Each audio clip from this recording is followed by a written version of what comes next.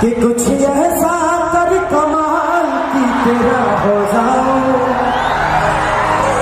किसी और का हो फिलहाल तेरा हो जाऊं। लेकिन तो वो देवी भजन और बाद रउआ सब जौन चाहत होने के जरिए दिखा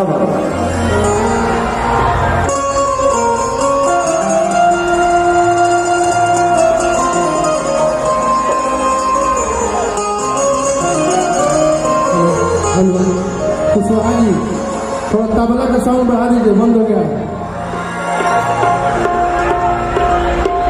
और बढ़ाइए और बढ़ाइए और बढ़ाइए, बस बस।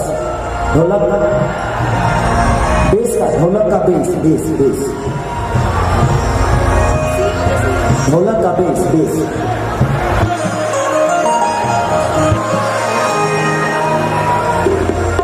देखिए एक बार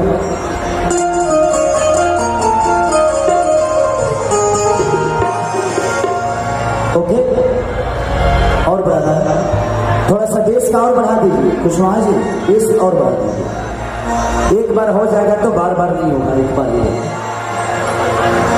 ठीक है? ताकि देखिए ओके ठीक है ओके।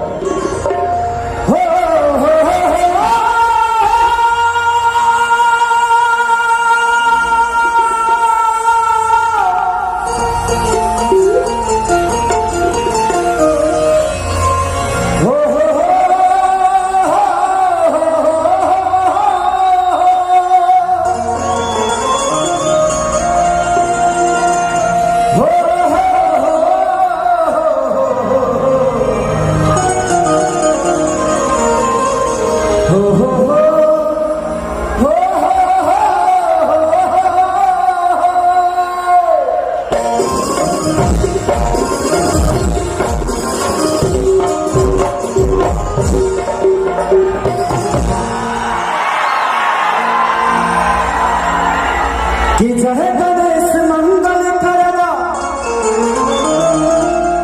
विघ्न हरो गणराज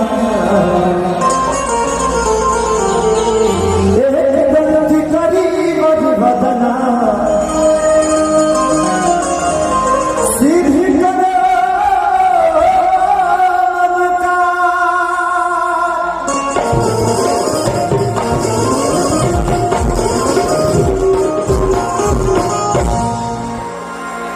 अपने माँ बाप से कितने प्यार करते हैं, पर हाथ उठाएंगे क्या? ये देखकर अच्छा लगा मुझे। इस दुनिया में एक चीज जरूर आप हमेशा महसूस करिएगा, मैं औरत का अनादर नहीं करता। अगर आपकी बीवी आपको छोड़ के चली जाएगी तो आप दूसरी शादी कर सकते हैं, पर एक बार माँ चली गई ना तो शायद दोबारा माँ को लाया नहीं जा सकता। बेटा आपको छोड़ के चला जाएगा, दोबारा बेटा पैदा आप कर सकते हैं, लेकिन एक बार बाप चला जाएगा तो दोबारा पैदा नहीं हो सकता। इसलिए अपने जीवन में माँ बाप का अहमियत सबसे ऊपर रखिएगा। उनसे बड़ा इस धरती पे आशीर्वाद कोई नहीं है, वो है तो आपके जीवन पे हमेशा एक अलग छाया रहती है। क्योंकि मैं अपने माँ बाप के आशीर्वाद से यहाँ तक पहुंचा और आपका प्यार मुझे मिला। कि महात्मा ज्योति से नूर मिलता है, सभी के दिलों को सरूर मिलता है। कि माँ के दरबार में जो जाए खाली हाथ, उसे कुछ न कुछ जरूर मिलता है।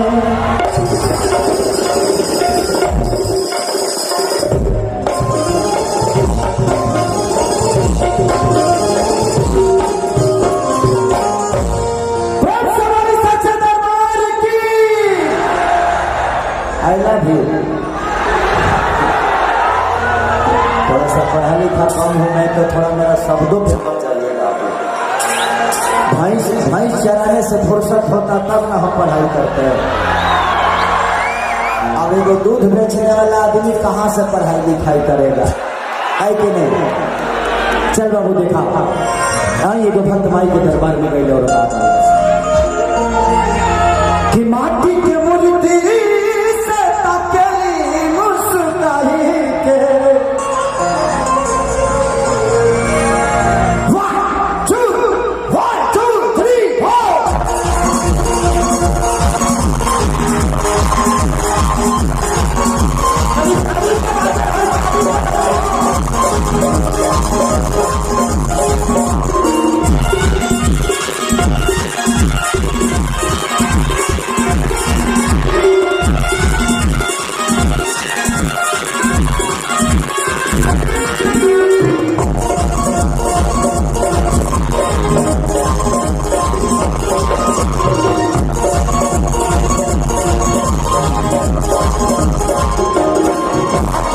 2 3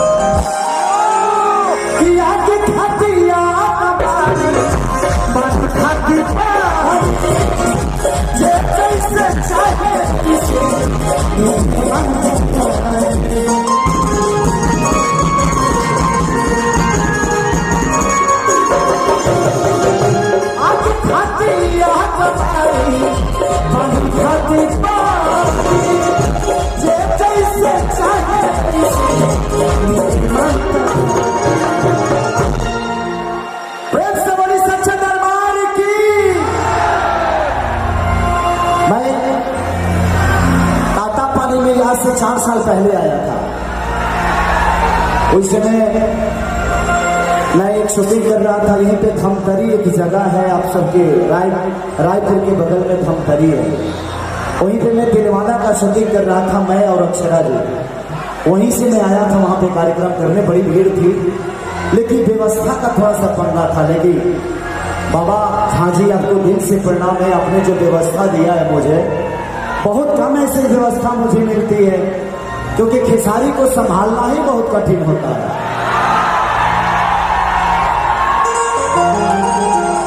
क्योंकि मैं इंसान कम, भूकंप ज्यादा हूं। मैं जहां जाता हूं वहां भूकंप भी आता है, क्योंकि ये भूकंप आप सबका है और आप सबकी मोहब्बत है जो खेसारी को इंसान नहीं भूकंप पीड़ित बना दिया। कि मैया सब पे दर्शन देली मन हरि साही के,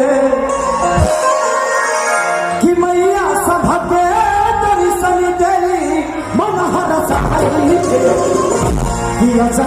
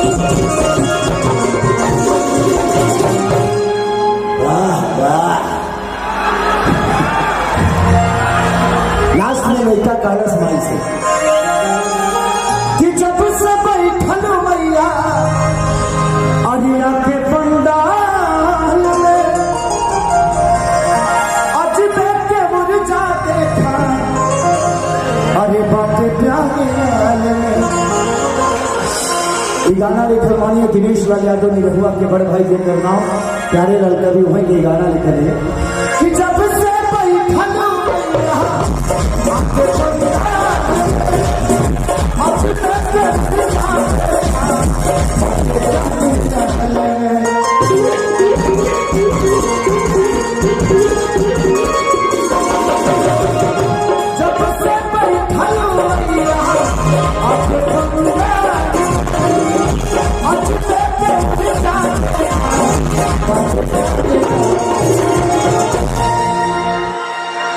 खेसरिया सभी कुछ बवलस देवी भजन लगाई